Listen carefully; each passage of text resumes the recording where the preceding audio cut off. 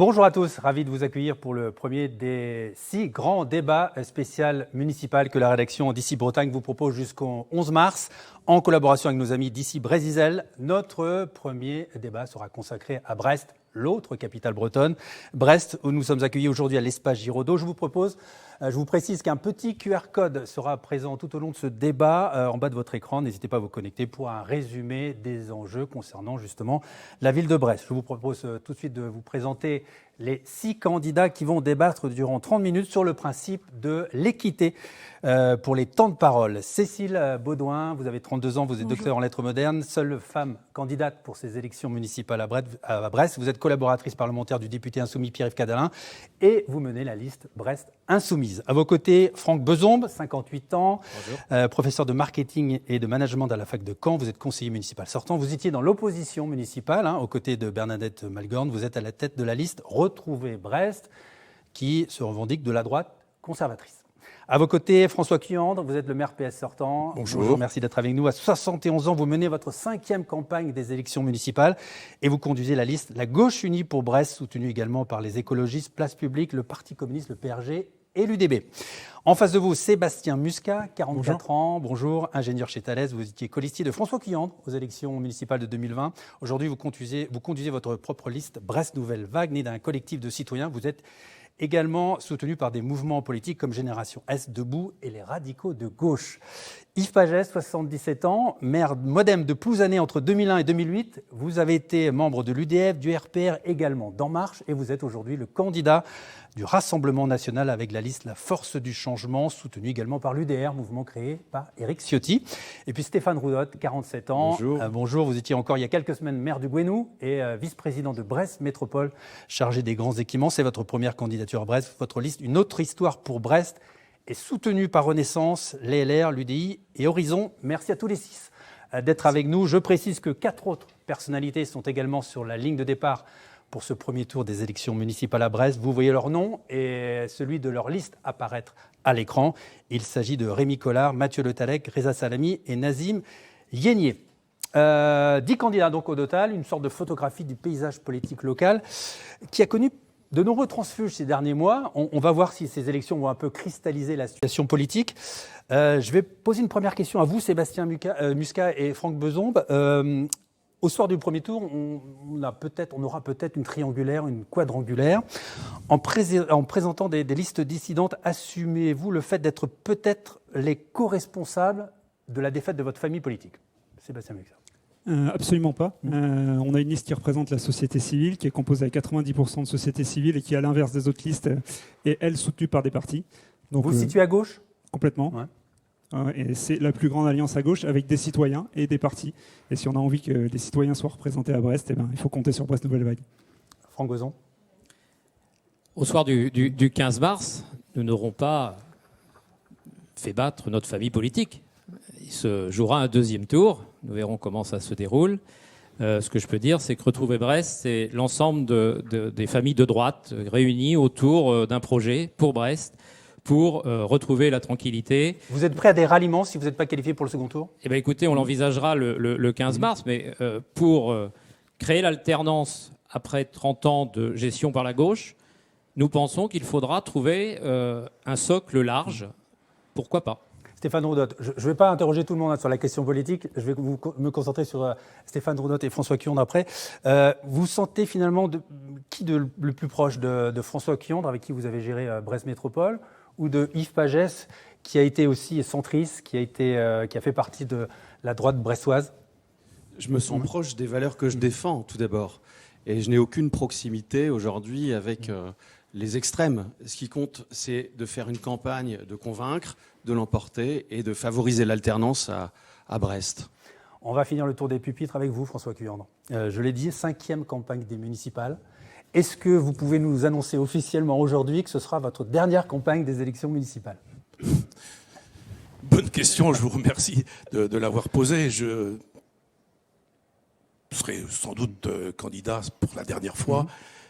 Si je suis candidat, c'est que mes partenaires m'ont demandé de l'être. Ce n'est pas une décision individuelle que j'ai pu prendre. Mais quand même, deux mots pour dire que je suis heureux d'être ici, dans cette salle Bernard Giraudot, que j'ai eu l'occasion d'inaugurer il y a quelques années. Bernard était un grand ami de la ville de Brest. Peut-être un regret, deux regrets préalables. C'est un sur la durée du débat, une demi-heure, c'est court. Et puis peut-être sur les thèmes, les thèmes qui vont être abordés, limités au thème de la sécurité. Moi, je suis maire depuis effectivement un certain temps. Ce n'est pas une préoccupation majeure des Brestois et des Brestoises aujourd'hui ? J'ai pas dit ça. Je n'ai pas dit ça. Mais l'action sociale, par exemple. J'ai lu ce matin la presse nationale et locale sur la polémique concernant le RSA. J'ai demain un conseil d'administration. Je vous interromps tout de suite, Monsieur Kian, parce que justement, on a un temps très limité. Donc, je vous propose d'aller à la thématique, à la monothématique que nous avons choisie. Donc, la sécurité, qui prend de plus en plus de place ces derniers mois dans le débat ici à Brest. C'est donc une des préoccupations, je l'ai dit, majeures des Brestois et des Brestoises. Voici tout de suite justement une rapide présentation de votre ville et des enjeux pour les 6 années à venir. C'est préparé par Titouan Piron. Brest, métropole du Finistère, c'est une porte ouverte sur l'océan, mais surtout un territoire éloigné, presque isolé du reste du pays. Militaires, marins, ouvriers, ici la mer fait vivre 30 000 personnes. Des chantiers de réparation aux navires de la Marine nationale, l'industrie opère une mutation progressive vers la haute technologie. Une montée en gamme qui demande une main-d'œuvre de plus en plus pointue, mais qui crée moins d'emplois qu'auparavant. Car malgré ce dynamisme, le bassin brestois comptabilise 6,6% de chômeurs. C'est aujourd'hui le taux le plus élevé des métropoles bretonnes. Brest fait face à un autre défi de dimension nationale, voire internationale cette fois, le narcotrafic.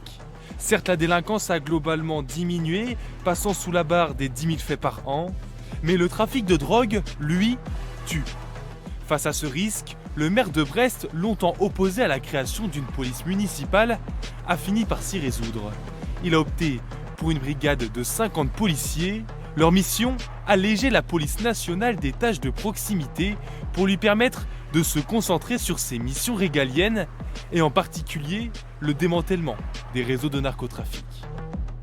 On rappelle donc l'exception brestoise, seule ville de France de plus de 100 000 habitants à ne pas avoir de police municipale. Cécile Baudouin, avec votre liste Brest Insoumise, vous comptez maintenir cette exception brestoise. Pourquoi, selon vous, une police municipale n'a pas son utilité dans votre ville, pour la rendre plus sûre ? Il suffit de regarder ce qui se passe dans les villes où elle existe déjà. Les villes, d'ailleurs, qui sont gérées par certains maires socialistes, au Mans ou à Tours ou à Clermont-Ferrand, qui font à peu près la même taille que Brest. C'est pour ça que je prends ces exemples. La délinquance n'y est pas miraculeusement plus basse, pas du tout. Ce qu'on observe par contre dans les tendances, c'est que là où la police municipale est créée, en général, cela s'accompagne d'une baisse d'effectifs dans la police nationale, puisque la préfecture estime que les agents sont compensés par la présence de la police municipale. Vous vous contenterez d'une brigade de tranquillité urbaine comme elle existe actuellement ? Ce qu'on souhaite, c'est plutôt réformer et enrichir le service des médiateurs urbains. Aujourd'hui, ils sont assez peu nombreux, donc on souhaite que la brigade de tranquillité urbaine, elle soit à la fois divisée donc entre ce service de médiation qui fait de la prévention, qui fait du dialogue, et le service des ASVP, les agents de voie publique et du stationnement, pour lutter contre les incivilités routières. Stéphane Roudot, à l'opposé, vous êtes pour la création d'une police municipale bien dotée avec 150 agents de police municipale. Pour vous, vous l'avez dit, pour vous c'est clair, le maire doit être le premier flic de sa commune. Le maire pourquoi faire ? Le maire est responsable, il est officier de police judiciaire. Et aujourd'hui, quand on regarde les chiffres, on se dit qu'il faut changer de logiciel complètement.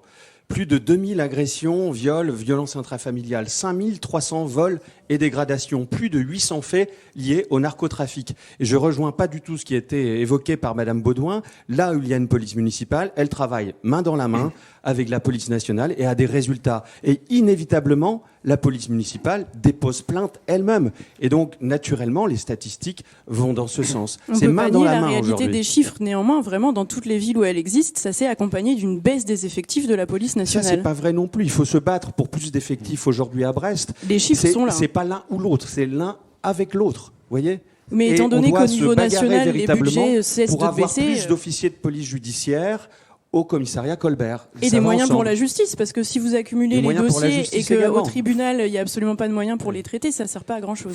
François Cuyandre, en entendant Stéphane Roudot, est-ce que vous vous dites que finalement la droite a gagné la bataille des idées ? Parce que vous aussi, vous êtes désormais pour une police municipale, et encore quelques mois, vous étiez contre. Non, mais ce qui a changé, c'est la situation dans laquelle nous vivons. Et le narcotrafic, puisque votre reportage l'évoquait, c'est pas un problème que brestois. C'est un problème brestois, bien entendu, personne ne saurait le nier. Ce n'est pas d'ailleurs qu'un problème que français, c'est un problème international.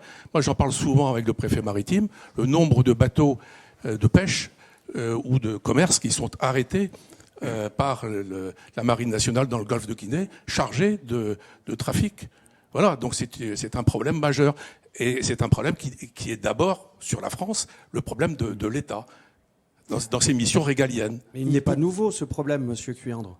Il n'est pas nouveau, le narcotrafic, on ne le découvre pas. On a un point de deal, place de la Liberté. On a des points de deal dans tous les quartiers, c'est pas nouveau. Je pense qu'on a des points de deal également à Gouesnou, monsieur. Pas à ma connaissance. Et oui, bien sûr. Et puis il y a sans doute aucun Gouesnousien qui vient s'approvisionner à Brest. Il y a 5 millions de personnes qui tous les jours consomment des produits stupéfiants. Yves Fagès, vous êtes aussi pour une police municipale avec vous mettez le curseur aussi haut que Stéphane Roudotte, 150 agents sur 3 ans. Vous pensez vraiment qu'un maire aujourd'hui a le pouvoir de, je ne sais pas, de démanteler un cartel, en tout cas de pacifier des quartiers ? Écoutez, la gauche, depuis un quart de siècle, nie la réalité de l'insécurité à Brest. Les chiffres sont là, il y a le narcotrafic qui explose, et maintenant, ils semblent se reconvertir, puisqu'ils sont la seule ville de France sans police municipale. Je pense que tout le monde conviendra que cette police est absolument indispensable dans une agglomération de plus de 200 000 habitants. Alors nous, on propose effectivement un policier municipal pour 1000 habitants, donc grosso modo, en montant en puissance sur 3 ans jusqu'à 150 policiers municipaux, une police municipale qui soit armée, de proximité dans les quartiers, ouverture de commissariats de quartier. Combien de polices civiques par commissariat ? Vous avez déjà posé la question hier. Ouais. Répondez. Non, c'est intéressant. On mettra des commissariats là où il y en a besoin, c'est-à-dire dans les quartiers sensibles. Ils sont nombreux à Brest, du côté de la rive droite, mais aussi Bellevue et Pont-à-Nézen, et on verra, en fonction de la montée en puissance des effectifs, combien d'agents on peut mettre en proximité par commissariat, bien évidemment. Sébastien Muscat, vous êtes aussi pour la création d'une police municipale, à peu près au même niveau que ce qui est proposé par la liste de François Cuindre. 60 agents, pas plus. Pourquoi ? 60 agents répartis dans les quartiers, parce que là où M. Pagès et M. Roudotte parlent de sanctions et de répression, on parlera de prévention et de proximité. On parle aussi de je parle aussi de non, prévention. mais attendez. Je vais poursuivre.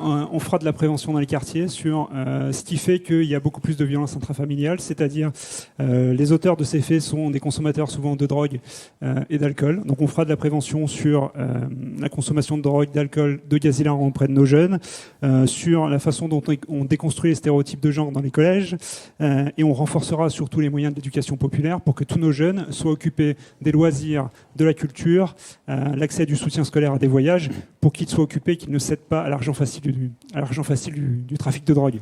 Franck Bozon, est-ce que la situation à Brest s'est vraiment détériorée ? Je regardais un dernier rapport de la préfecture. En 2025, le nombre de délits constatés à Brest est passé sous la barre des 10 000 faits recensés, soit son plus bas niveau historique. Est-ce que ça justifie la création d'une police municipale, selon vous ? Alors nous répondons oui, il faut créer une police municipale. Moi j'assumerai une politique de fermeté de ce point de vue-là. Je l'ai dit, je crois que je suis un des seuls à l'avoir abordé. Au-delà de la police municipale, elle est aussi liée au désengagement de l'État sur ces sujets de sécurité, très clairement. Mais au-delà... Donc est-ce que vous, en tant que maire, vous irez négocier des créations de postes ? Je pense que ça fait partie du travail de maire. Et je crois que la police municipale, elle vient en appui de la police nationale dans un continuum de sécurité. Mais au-delà de ce sujet de la police, parce que la police, c'est une nécessité pour faire face à la situation dans laquelle on se trouve et dans la plupart des grandes villes se trouvent, liée au narcotrafic, au blanchiment d'argent, etc. Je l'ai dit, je suis un des seuls à l'avoir dit. Un des grands enjeux du prochain mandat, ça sera de lutter aussi contre le communautarisme, le séparatisme. Pour moi, Brest est une... Parce que vous faites un lien entre l'origine des gens et la délinquance, c'est ça le problème. Je n'ai pas... C'est vous qui interprétez mal mes propos, mais comme d'habitude, j'allais dire. Allez-y, expliquez-nous. Je n'ai jamais fait de lien entre l'origine des gens et la délinquance. J'ai dit, Brest est une communauté. Et que peut faire un unique. maire pour lutter contre le communautarisme et le séparatisme, concrètement ? Eh bien, je pense que, de ce point de vue, il y a un certain nombre de quartiers où nous voyons finalement une forme de privatisation de ces quartiers. Je pense à des quartiers où il y a des commerces communautaires, d'accord, en grand nombre. Je ne suis évidemment pas contre la diversification de l'offre commerciale. Elle est nécessaire dans une grande ville. Mais quand il y a un monolithe de commerce dans la même rue, je peux que m'interroger. La deuxième chose, c'est que nous sommes fondés, nous, sur une communauté avec des gens qui habitent ici, qui travaillent, qui étudient et qui doivent pouvoir vivre en tranquillité. Chacun a le droit de penser ce qu'il veut, mais dans la sphère privée. Une police municipale, ok, mais avec quels équipements? Dans les programmes de plusieurs candidats, doter chaque agent d'une arme létale est clairement envisagé. Mais les Brestois, qu'en pense-t-il? Notre consoeur d'ici, Brésil, Valérie Lenigène, a tendu son micro dans les rues de la cité du Ponant. On l'écoute et on vous fait réagir après. Sur le port de commerce, Justine n'a pas l'ombre d'un doute. Moi je suis pour armer la police municipale à Brest. On n'est jamais trop pour protéger la ville. J'imagine qu'ils arrêtent tout ce qui est drogue, tout ce qui est stationnement gênant, etc. Notamment au niveau des écoles. Parce qu'il y a plein de gens qui se garent devant l'école de mon fils. On ne peut plus y accéder en voiture, on ne peut plus y accéder à pied, on n'a plus d'accès. Charles, juché sur son vélo, est aussi pour, mais... Je pense que le débat, c'est avant tout de savoir entre la police municipale et la police nationale qui est responsable de quoi. Est-ce que finalement ça revient plus à l'État ou plus aux mairies? Le fait est que je pense qu'un policier, il doit avoir les moyens d'appliquer ses fonctions, qu'il soit policier municipal ou policier national. Noah, fils de policier, a aussi un avis nuancé. Moi, j'estime qu'il y a toujours autant de criminalité. J'estime que armer plus de gens dans cette population, malgré que ce soit la police municipale ou non, ne sert pas à grand-chose. Maintenant, si ça peut les aider à se sentir mieux dans la rue où tout le monde peut avoir un couteau ou un pistolet dans sa poche, je peux comprendre. Marietta, elle est contre. Il n'y a pas besoin, je pense que c'est la culture de la violence et il n'y a pas besoin d'être avec des armes, je pense, pour instaurer la sécurité. En tout cas, à Brest, le sujet ne laisse pas indifférent.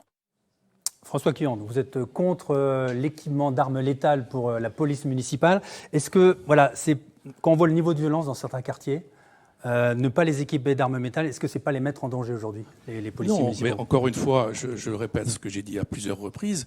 Pour nous, la police municipale que nous voulons créer, ça n'est pas une police concurrente de la police nationale. C'est une police complémentaire qui sera chargée de lutter contre ce qu'on appelle communément les incivilités. J'ai entendu ce qui vient d'être dit, assurer la sécurité dans les rues, mais pas aller lutter contre les narcotrafiquants. C'est le rôle de la police d'État de le faire.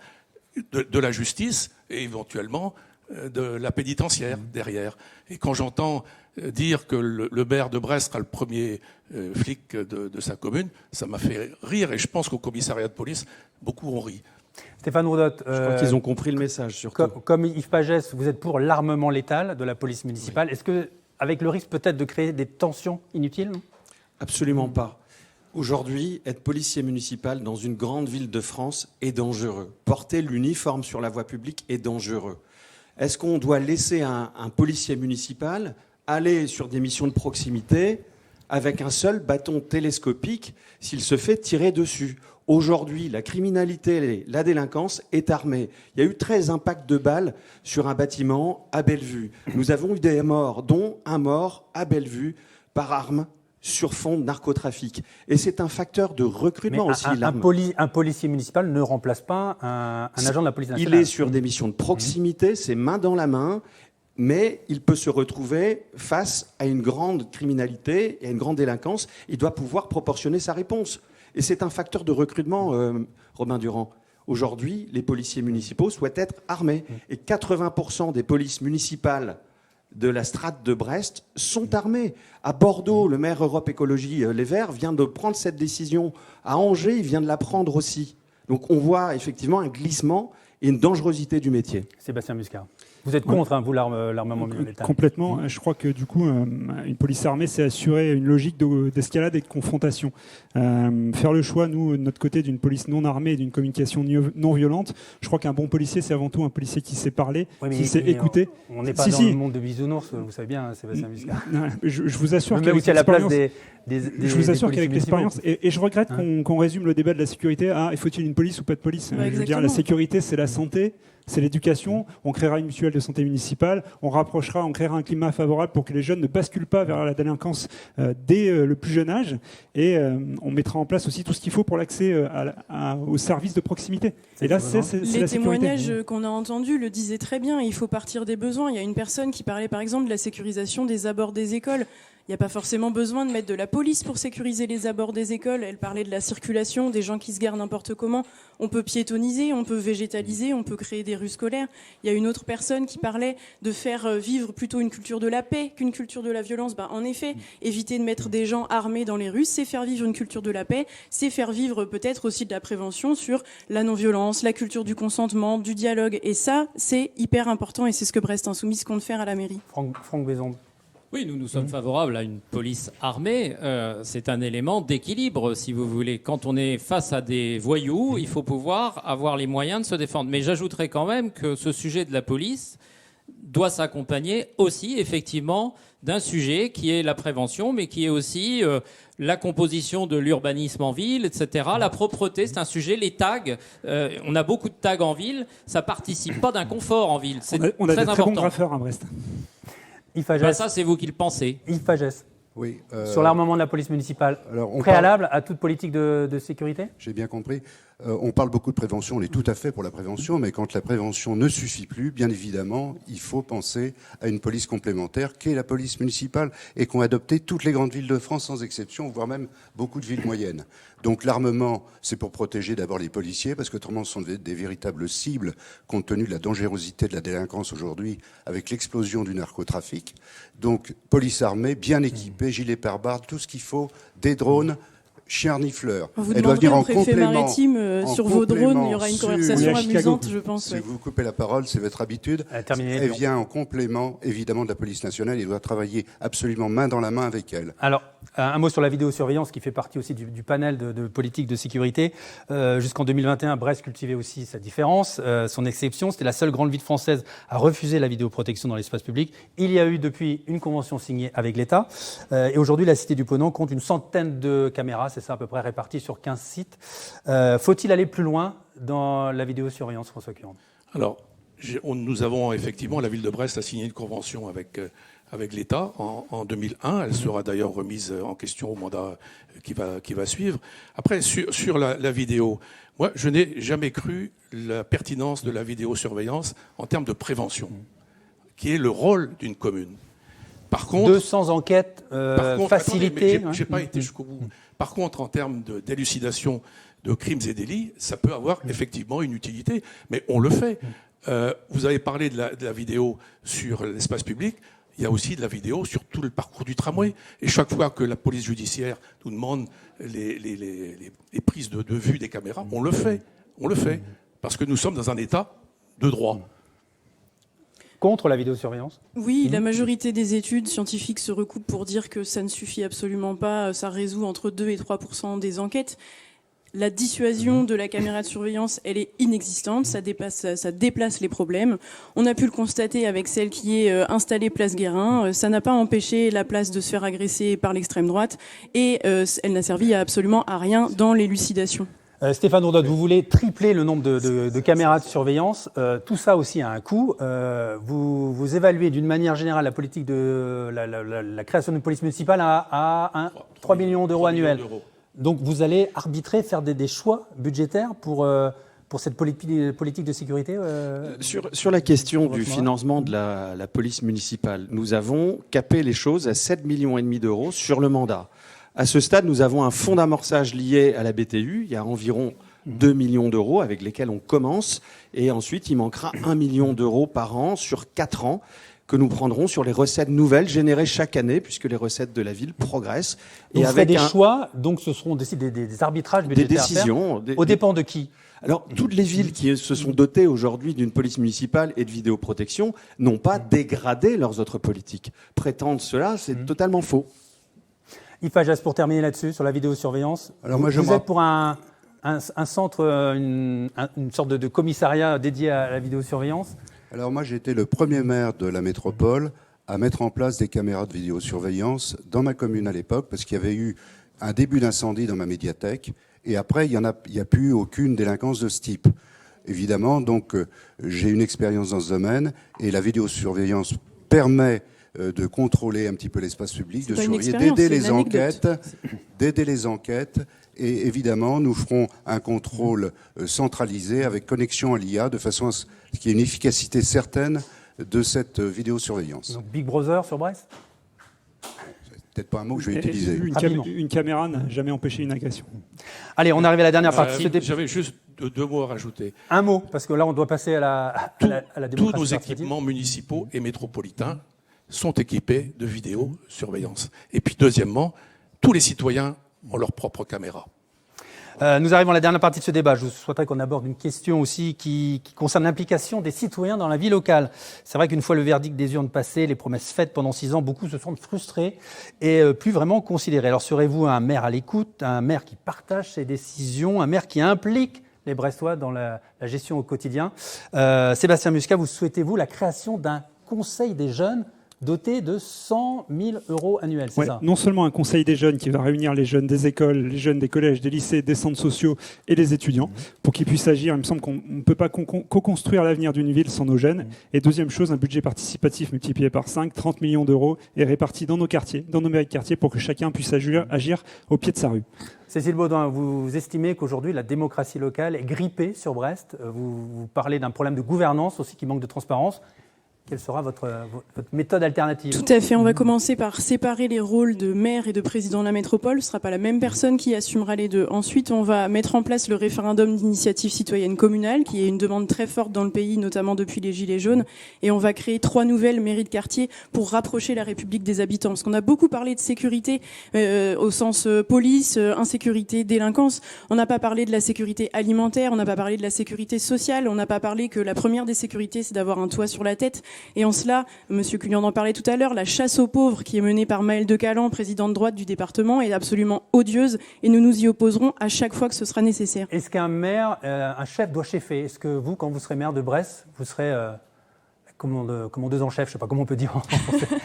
Évidemment, on peut cheffer tout en étant à l'écoute non seulement des services, des représentants syndicaux et des Brestois et des Brestoises. De Mélenchon, de manière autoritaire? Jean-Luc Mélenchon n'écoute pas de manière autoritaire. Les deux termes sont un petit peu paradoxaux. Stéphane Ourdotte, vous êtes aussi pour des référendums d'initiative locale? Plus pour de la concertation, de la consultation. Je prends l'exemple du périscolaire, des rythmes scolaires. Nous allons concerter puis consulter une année durant. Cet exemple autour des rythmes scolaires, nous voulons le reproduire sur les grandes orientations. Et tous les 2 ans, nous irons par mairie de quartier et dans les mairies des autres communes de la métropole, parce que la coopération territoriale est importante, organiser justement la validation des politiques municipales et métropolitaines. 1 minute à se partager entre 3 candidats. Démocratie participative gadget ou essentielle pour la vie Alors locale? moi, je me rappelle que je suis médecin et que j'étais pendant 15 ans président de la Société française de sport santé. Donc j'instituerai un projet rassembleur, unificateur de l'ensemble des Brestois autour de la santé publique, de la lutte contre la sédentarité, qui est un véritable poison à tous les âges de la vie, pour mettre les seniors en autonomie avec le sport santé, pour qu'ils vieillissent bien chez eux, à domicile et en bonne santé, et également pour les jeunes pour lutter contre l'obésité et les écrans. Voilà le projet fédérateur. La démocratie, c'est d'abord le débat. Et il me semble qu'il faut d'abord demander aux gens de participer, à nos concitoyens de participer, parce qu'ils savent mieux que nous ce qu'il faut faire. Il faut rapprocher la décision de l'action, si vous voulez. Et c'est pour ça que nous sommes très favorables au renforcement des instances de concertation. François Quiandre, on termine avec vous. J'ai vu dans votre projet que vous êtes pour un droit d'activation d'un droit de pétition. Oui. Est-ce que, par exemple, ce droit de pétition, vous allez l'appliquer, par exemple, pour le grand projet qui fait débat, le projet du nouveau stade Arkea? Alors, ce n'est pas un projet de la métropole et encore moins de la ville de Brest. Mais non, mais vous demanderez aux Brestois et aux Brestois leur avis. Excusez-moi, je ne vais pas faire du Georges Marchais qui disait c'est pas votre question, mais c'est ma réponse. Je vais rejoindre Sébastien Muscat. Dans notre programme, il y a le projet d'une convention citoyenne des jeunes, parce qu'il faut les inciter à prendre contact avec les réalités du monde dans lequel nous sommes. Après, 2 choses. Référendum, je veux bien. On aurait fait un référendum sur le tramway. Aujourd'hui, on sera encore au trolleybus. Merci à tous les 6 Merci. d'avoir participé à ce débat. On va préciser qu'il y a 4 autres têtes de liste qui sont également engagées pour ces élections municipales à Brest. Vous voyez leur nom et celui de leur liste apparaître à l'écran. Rémi Collard, Mathieu Le Tallec, Reza Salami et Nazim Yénier. Et on va rappeler que ce débat est aussi à voir en replay sur notre site web. Restez avec nous. Dans quelques instants, vous retrouvez Nathalie Rossignol avec les 3 candidats engagés pour les élections municipales à Lamballe.